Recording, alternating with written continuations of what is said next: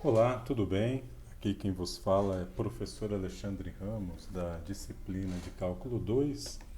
Esta é a aula de número 15, vídeo número 1, sobre derivadas parciais para estudantes de Sistemas da Informação, curso de Cálculo 2, Escola de Artes, Ciências e Humanidades da Universidade de São Paulo.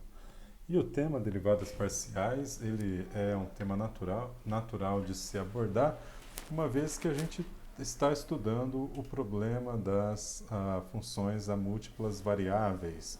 Quando nós tínhamos uma função a uma única variável, nós então aprendemos a fazer o cálculo da derivada dessa função, ou seja, a taxa de variação dessa função em relação a uma variável, em relação à variável independente.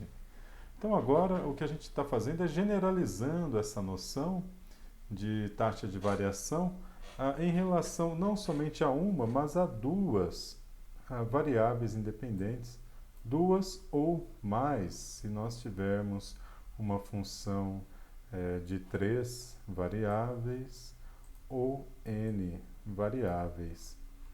E para entendermos agora, termos uma intuição sobre essa noção, é importante nós relembrarmos então que a derivada ela é a taxa de variação e ela pode ser também entendida como a inclinação de uma certa curva num ponto específico, né? Então a derivada da função num certo ponto dá a inclinação daquela curva naquele ponto.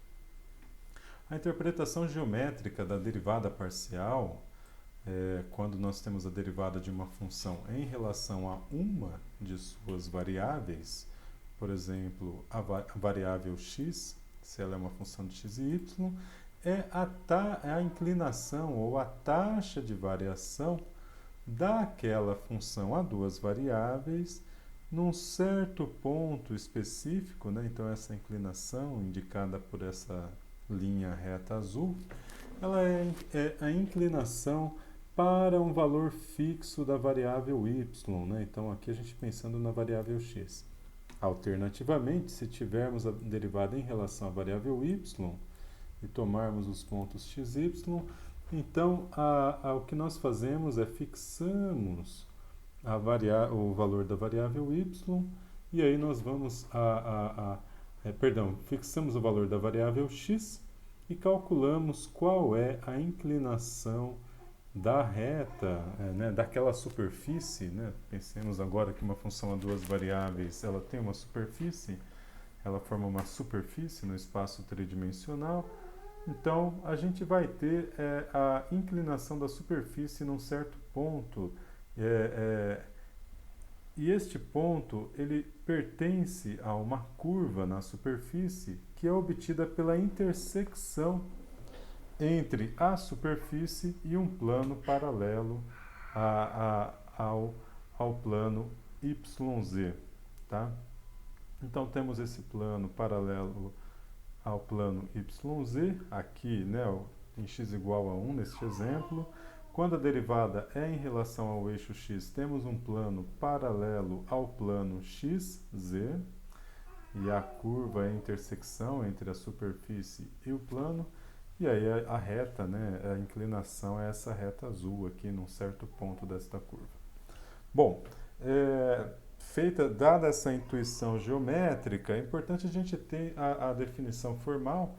Então, na definição formal, se a gente tiver uma função f de duas variáveis definida num certo domínio D, as suas derivadas parciais, ou a derivada parcial da função em relação à variável x ou em relação à variável y, essas derivadas parciais serão dadas segundo esta equação, em que, note, nós estamos usando a mesma definição de derivada de uma função a uma variável, pois nós estamos mantendo constante a segunda das variáveis. Então, a derivada em relação a x de f de xy é definida como limite quando um certo incremento h tende a zero, da razão entre f de x mais h e y menos f de xy dividido por h. Já a derivada em relação a y é o próprio f, também o limite quando esse incremento vai a zero, da razão entre f de x, y mais h, menos f de x, y, dividido por h. Tá bom? Então, note que tanto nesta definição, tanto na derivada em relação a x quanto na derivada em relação a y, nós realizamos o cálculo do limite fixando o valor de uma das variáveis. Perdão, aqui é x, né? Nessa segunda derivada é x. Tá bom? Então, você trata x como uma constante e deriva em relação a y, ou trata y como constante e deriva em relação a x. Tá? As notações para o cálculo das derivadas parciais são muitas, né? Então, eu vou apresentar algumas aqui. Então, f índice x, xy, é a derivada parcial de f de xy em relação a x. F índice y é a derivada de f em relação a y. Então, a gente pode denotar por f índice x ou f índice y. Podemos denotar também por del f del x ou del f del y. Esse símbolo aqui é o símbolo del, tá? É ele que a gente chama então del f del x. É assim que se lê. Ou poderia ser del x de f de xy, ou poderia ser del x de z, del z del x, onde z é o próprio f de xy, ou poderia ser f índice 1, ou d maiúsculo índice 1f, ou d maiúsculo xf, ou dzão 1 f, dzão xf, tá? E o mesmo para as derivadas em relação a y. Para a gente operacionalizar e reforçar o método de cálculo da derivada parcial, vamos definir uma função polinomial aqui, a duas variáveis, x e y. A função f de xy igual a x ao cubo mais x2 y3 menos 2y ao quadrado. E aí ele nos pede para calcular a derivada parcial de f em relação a x e em relação a y. Então vamos lá. A primeira derivada é a derivada de f em relação a x, ou del f del x, igual a del x de x² mais x² y ao cubo menos 2y ao quadrado. Aplicando então a derivada de uma soma é a soma das derivadas, note que vale a regra das derivadas, né? De uma função a uma única variável, por conta do y ser tratado como constante, ou x.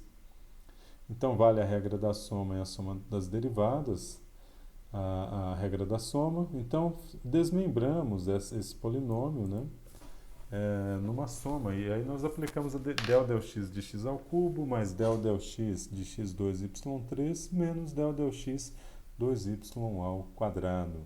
Este termo aqui é x ao cubo, derivada de x ao cubo, a gente sabe calcular, dá 3, cai o expoente, né? E fica o expoente menos 1, então 3x². Este termo eu já vou dizer direto, quer dizer, essa função depende somente de y. Y é tratado como uma constante, porque nós estamos tirando a derivada em relação a x, então a derivada da constante é zero. E por último, temos aqui este termo, que tem o x² e y ao cubo. O y ao cubo é tratado como uma constante, então a derivada, né, a gente tira ele da derivada, e ficamos só com a derivada em relação a x de x ao quadrado. Então cai o expoente, fica o expoente menos 1, temos então 2x y ao cubo neste termo. A derivada em relação ao y, seguimos o mesmo procedimento. Este termo, del y de x ao cubo é zero, sai. Este termo, del y de x² y3, x é tratado como uma constante, ele sai da derivada. Del y de y ao cubo é 3y², então está aqui como fica o resultado. E por último, temos um del y de 2y ao quadrado, então cai o 2, fica menos 4y, o resultado desta operação. Então está aí como que a gente operacionaliza, né, o cálculo da derivada parcial. Vamos adiante, então vamos para o exemplo de número 2. Aqui ele vai dar um exemplo prático para que a gente possa começar a interpretar o cálculo dessas derivadas parciais geometricamente. Vocês vejam que o Francisco está super feliz, está se divertindo e participando da aula. Ele é muito participativo, ele gosta de cálculo. Então vamos lá. f de xy é igual a 4 menos x quadrado menos 2y ao quadrado. E ele nos pede para calcularmos a derivada de f em relação a x no ponto 1, 1 e a derivada de f em relação a y no ponto 1, 1, quando x e y são iguais a 1. Aí ele nos pede para interpretar esses números como inclinações. Bom, então a primeira coisa que nós fazemos, del x de f igual a del x de 4 menos x2 menos 2y ao quadrado. Então, derivada da constante é zero. Derivada em relação a x de x ao quadrado é menos 2x. E derivada em relação a x de 2y ao quadrado é zero. Seguindo o mesmo procedimento, aqui del f del y resulta em menos 4y, porque esses dois termos serão nulos. E aqui cai o expoente. Então, no ponto x igual a y igual a 1, vai dar f índice x de 1, 1 é menos 2 e f índice y de 1, 1 é menos 4, tá bom?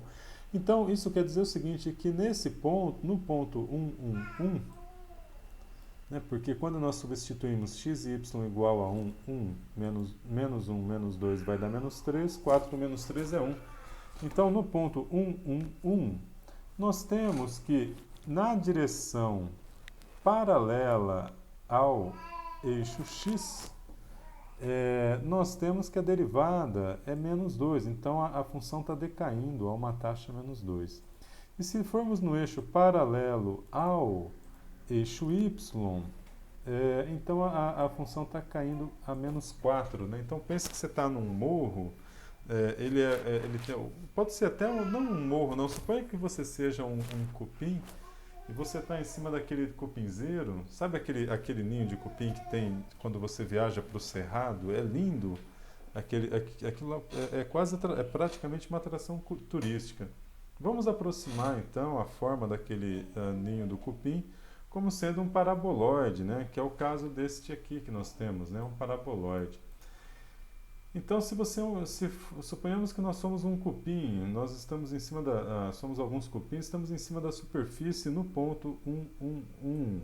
Aí a pergunta é, nós vamos andar em que direção? Nós vamos andar na direção do eixo x para descer, ou subir, ou nós vamos subir na direção do eixo x, ou vamos subir na direção do eixo y. Bom, aí a pergunta é, nós queremos subir com a máxima inclinação ou com a mínima inclinação?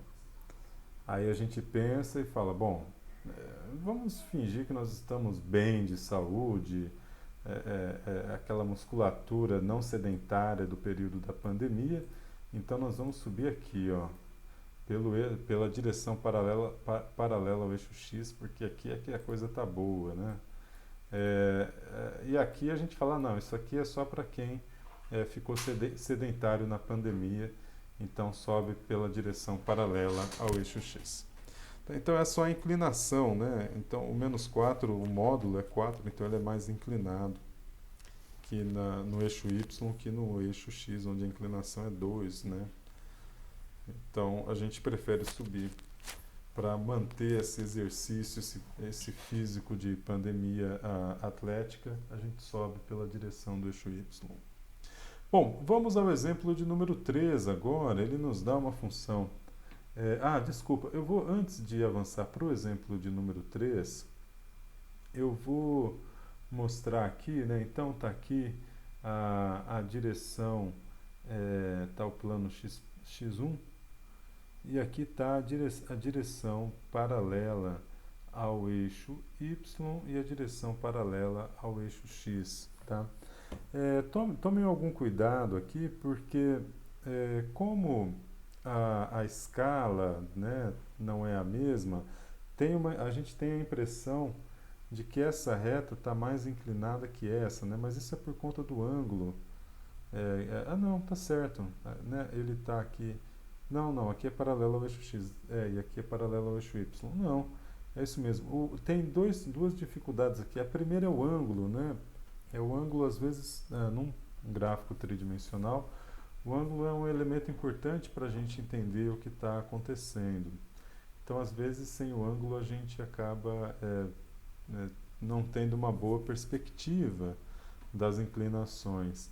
E a outra parte é que a escala, né, no eixo y, veja, aqui vai de meio a 1,5, enquanto que no eixo x ele vai de 0 a 2,5, tá? Então, isso faz com que fique tudo diferente, talvez, e até dá a impressão de que as inclinações são diferentes também, tá bom? Com isso a gente segue adiante. Agora, um jeito de intuir o quão essa inclinação é menor, veja só, o x aqui está quase no 4, né? Quando nós temos aqui x igual a 0, y igual a 1, a altura máxima aqui é semelhante, ele cai até o menos 1, né? De 4 a menos 1. No y ele vai variar de meio a 1,5, então passo 1 aqui, né? Um pouco mais, né? Que de meio a 1,5, aproximadamente de meio a 1,5. E aqui, vejam só, o x ele anda 2, né?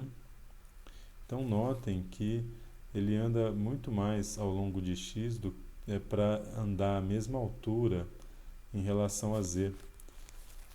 Então isso significa que a inclinação em relação ao eixo y é maior do que em relação ao eixo x, tá bom? Então essa aqui é a minha parte nesse problema. Com isso eu vou fechar esse vídeo, tá? E a gente volta no próximo vídeo discutindo o exemplo 3 e funções de mais de duas variáveis. Um grande abraço e até breve. Tchau, tchau.